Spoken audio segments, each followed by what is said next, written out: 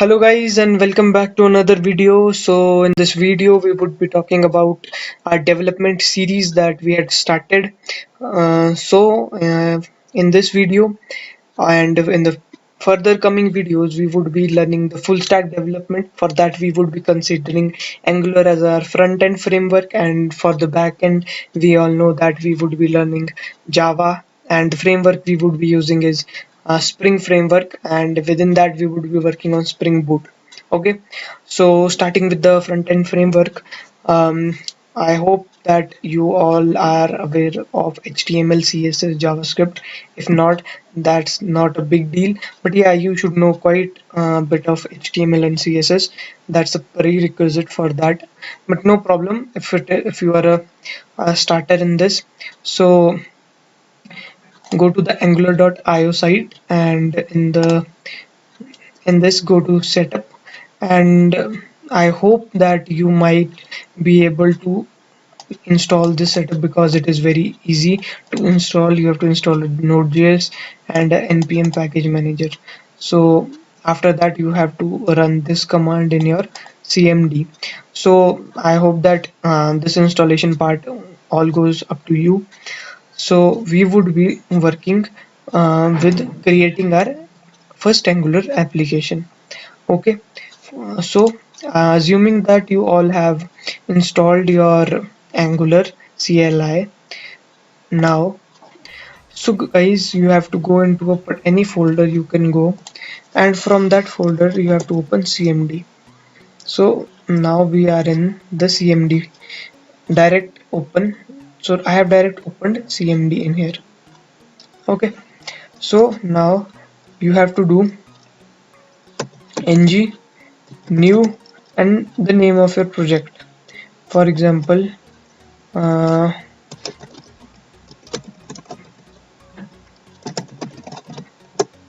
I have given this project name. So it would be taking some time in order to accomplish its task, but it would be asking you some prerequisites, that do you want to enable routing. So you would be going with yes. Okay, so first of all it is asking me to enforce stricter type. So for that I'm doing no. Then it would ask me to add angular routing. Then you would do yes. We would be explaining that what is routing. You have to choose a style sheet, that is css, and that's all. Now this would take some time in order to build, so you have to wait for that, and you have to have a continuous internet supply, so then only it would be downloaded, else while it would not be creating your packages.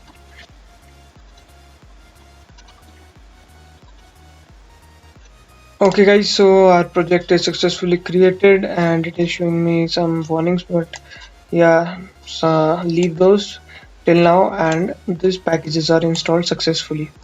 So if you could see here, we can see some files. Okay, some get files, end-to-end files, node modules. See, it has created a lot of files for us. So for this we need a text editor. So I'm using Visual Studio Code for this. You can use any like Atom or other code editors also, guys. So guys, this is our entire project structure. A to E, node modules, src. So main is go to your src folder, and in here you can see is the file of index.html. So remember that our Angular is a single page application. Okay, so this index.html file is containing our HTML element, but it is containing also an Angular element, that is app root. So what is this app root? First of all, I would run this application, so that would help you to gain a better understanding of how or what has been happened in our application. So you would do ng serve. Okay,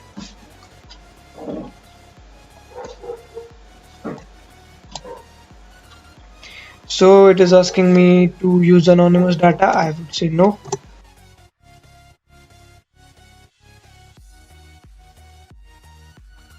So guys, it is compiled successfully. So where it is compiled is at, if you see, Angular live development server is at localhost 4200.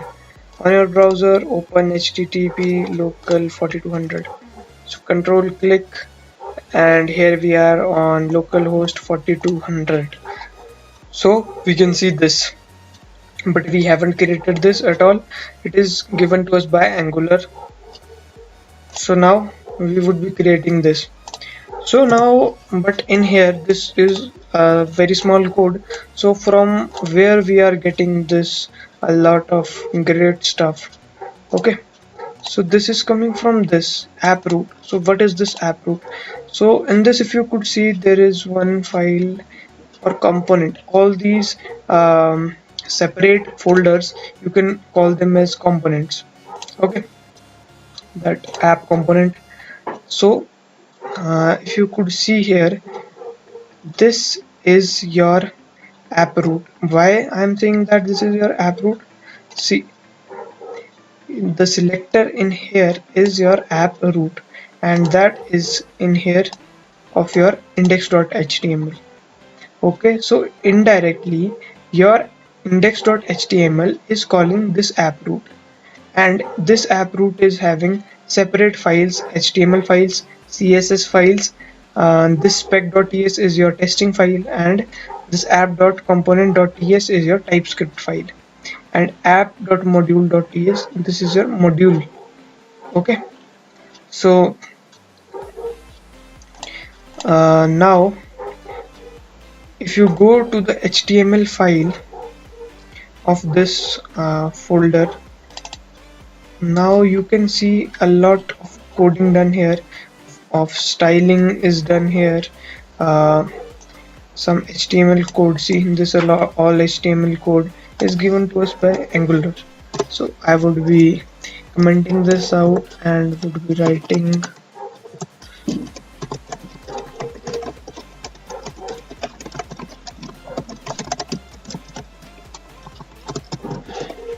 okay.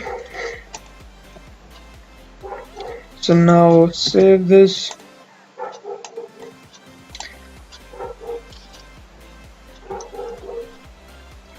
So it is compiled successfully. Now if you would see is hello YouTube by programming made easy. So you are in the app.component.html file.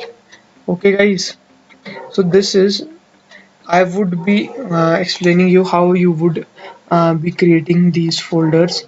So for now you can consider all of them as folders, that assets folder, your environments folder, though they have there are various modules also. You can create modules, component services. We would be covering those in the further videos, and would be explaining that why this is a module, what is a component, everything. Okay, so the part one is done, that we understood the control flow. What was our control flow? A control flow was from your index.html, app root is being called. And where is this app root? This is in here. And this, and if you go to this file app.component.ts, you would find this selector in here. So the question arises is that if you want to make a separate folder like this, yeah, we can make. So how? We would be doing ng generate component, and the name of the component is like I'm giving YouTube. So now it would be generating a component named YouTube. It's being generated, but where is the component? It would be inside your app. Okay, because app is your module, it's not your component, it's your module. I would be explaining you what is a module and a component. So the main difference lies in here. See, your component that contains only 4 files, main important files. This is your CSS file for this, HTML file, a spec.ts file, matlab a testing file, and a TypeScript file. Whereas a module also contains app.module file. where you can add third-party libraries and other Angular important stuffs like you can import your HTTP client when we would be dealing with the backend and we would be connecting that to the front end. So that is a major use, as well as certain other components or certain other features that you want to use in this your application. So okay, now I want, instead of this, I also want to display my this new this YouTube works feature. So if you see this spec.ts file, sorry, youtube.component.ts file, you would see app.youtube. Copy this, go to your index.html. Now if I remove this and I add this one, so what would happen? It is showing nothing because we haven't saved this yet. So now I have saved this successfully. So nothing showing. Why YouTube?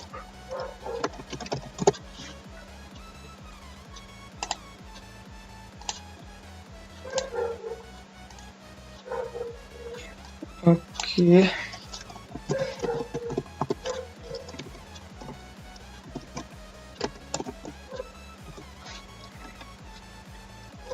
Okay. So guys, what was the mistake that we were doing is, why it was not printing something was, I was directly using or directly interfering with my um, app root or the index file and was deleting this app root. But this index.html is calling your app, and inside your app is your YouTube. Okay, this YouTube folder. Okay, so if you have to use this, you have to go inside your app.